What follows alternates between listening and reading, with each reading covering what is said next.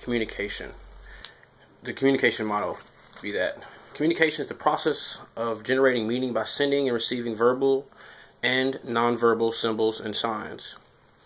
Communicating is something we do every day, something that's happening right now. There are three models of communication that are constantly in use. Those three models vary based upon which one you're referring to.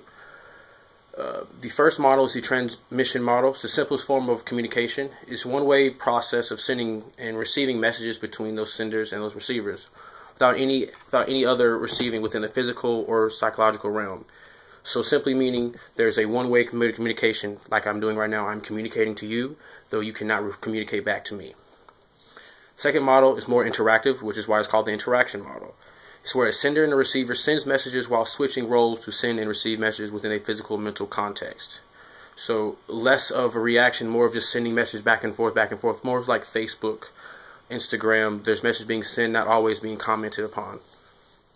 The third model is called the transaction model, where a sender and receiver sends information, and because of the information sent, causes a reaction from the information received, which is called feedback.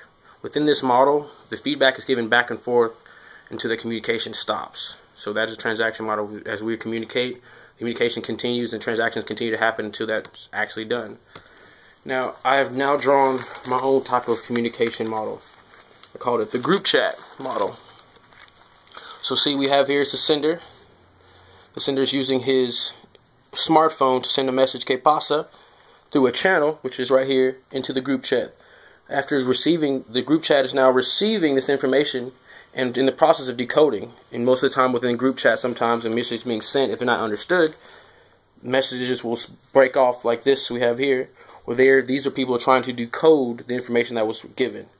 Now the feedback has been given to these two people, and their feedback, their reaction to what he has said is them trying to decode the information. Now some people within the feedback understand what's going on, so therefore they feed this information back and react to it. However, down here we have the people decoding the information, and what we have is that a lot of the time